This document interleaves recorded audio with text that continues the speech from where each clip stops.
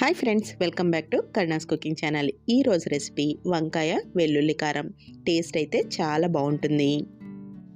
అన్నంలోకి, చపాతీలోకి, ఇంకా పప్పు, చారు లాంటివి తయారు చేసుకున్నప్పుడు కాంబినేషన్గా చాలా బాగుంటుంది. వంకాయల్ని సెలెక్ట్ చేసుకునేటప్పుడు వంకాయలకి ముచ్చుకలు ఎప్పుడు కూడా పచ్చగా ఉన్నట్టయితే వంకాయలు ఫ్రెష్గా ఉన్నట్టు. వంకాయలకి పుచ్చులు ఎక్కువగా ఉంటాయి, అందుకని పుచ్చులు లేకుండా సెలెక్ట్ చేసుకోవాలి. వంకాయలు ఇలా నూనె రాసినట్టుగా నిగనిగలాడుతూ ఉండాలి. వంకాయ వెల్లుల్లి కారం తయారు చేయడం కోసం ముందుగా ప్యాన్లోకి 1 టేబుల్ స్పూన్ వరకు వేరుశనగ గుళ్ళు, చిన్నది ఎండు కొబ్బరి ముక్క, 1 టీ స్పూన్ ధనియాలు, 1 టీ స్పూన్ జీలకర్ర వేసుకుని స్టవ్ని లో ఫ్లేమ్లో పెట్టుకుని వేయించుకోవాలి. 3-4 సెకండ్ల పాటు ఇలా గరిటతో కలుపుకున్న తర్వాత దీనిలోకి చిన్నవి ఒక 20 వరకు పొట్టు వలవని వెల్లుల్లి రెమ్మలు వేసుకోవాలి.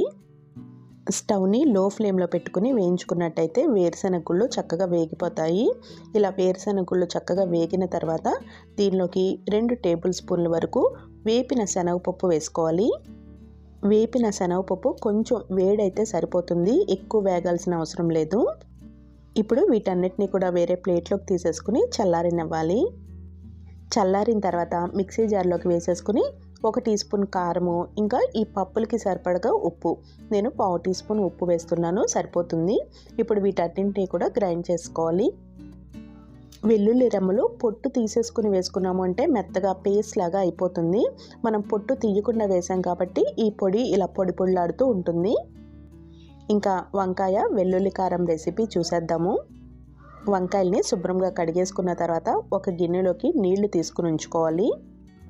ఇప్పుడు వంకాయలకి ముచ్చుకలు బాగా పెద్దవిగా ఉంటే చిన్నవిగా కట్ చేసేసుకోవాలి.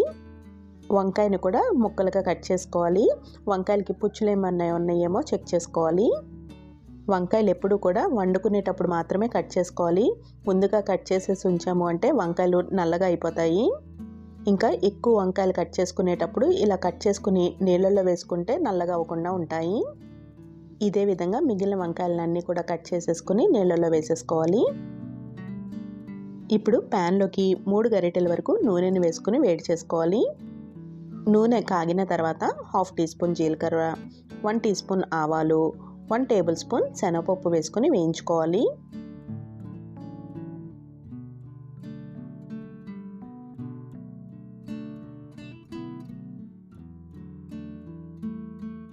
శనగపప్పు కొంచెం రంగు మారుతున్నప్పుడు దీనిలోకి ఒక ఎండుమిరపకాయని చిన్న ముక్కలుగా తుంచుకుని వేసుకుని వేయించుకోవాలి.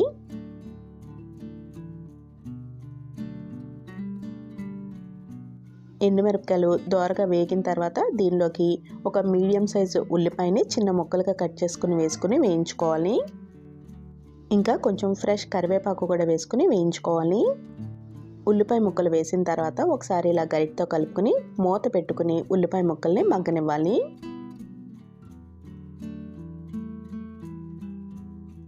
ఉల్లిపాయ ముక్కలు ఇలా మగ్గిన తర్వాత మూత తీసేసుకుని ఒక 2 నిమిషాల పాటు గరిటతో కలుపుకుంటూ వేయించుకోవాలి. ఉల్లిపాయ ముక్కలు పచ్చివాసన పోయి ఇలా నూనె సపరేట్ అవుతున్నప్పుడు దీనిలోకి కట్ చేసుకుని నీటిలో వేసుకున్న వంకాయ ముక్కల్ని వేసేసుకోవాలి. వంకాయ ముక్కలు వేసిన తర్వాత ఉల్లిపాయ ముక్కలు ఇంకా వంకాయ ముక్కలు బాగా కలిసేలాగా ఇలా కలుపుకోవాలి. ఇప్పుడు దీనిలోకి 1/2 టీ స్పూన్ వరకు పసుపు, రుచికి సరిపడా ఉప్పు, ఇంకా 1 టేబుల్ స్పూన్ వరకు కారం కూడా వేసుకుని కలుపుకోవాలి.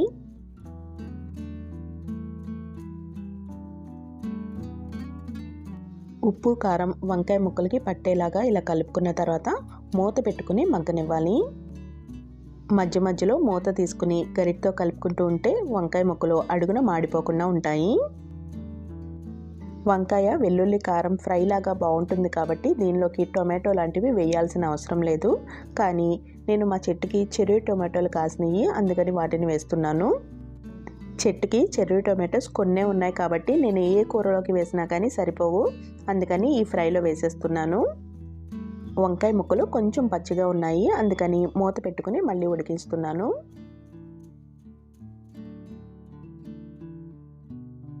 వంకాయ ముక్కలు చక్కగా మగ్గిన తర్వాత మూత తీసేసుకుని దీంట్లోకి తయారు చేసుకున్న వెల్లుల్లి కారం కూడా వేసేసుకుని కలుపుకోవాలి. వంకాయ ముక్కల్లోకి వెల్లుల్లి కారం వేసి బాగా కలిపిన తర్వాత మూత పెట్టుకుని 1 నిమిషం పాటు మగ్గనివ్వాలి. వంకాయ వెల్లుల్లి కారం రెడీ అయిపోయిందండి. మరి ఈ వంకాయ రెసిపీ మీకు నచ్చినట్టయితే కరుణాస్ కుకింగ్ ఛానల్ని సబ్స్క్రైబ్ చేసుకోవడం మర్చిపోకండి. మరొక ఇంట్రెస్టింగ్ రెసిపీతో మళ్ళీ కలుద్దాము. Thank you for watching Karuna's cooking channel.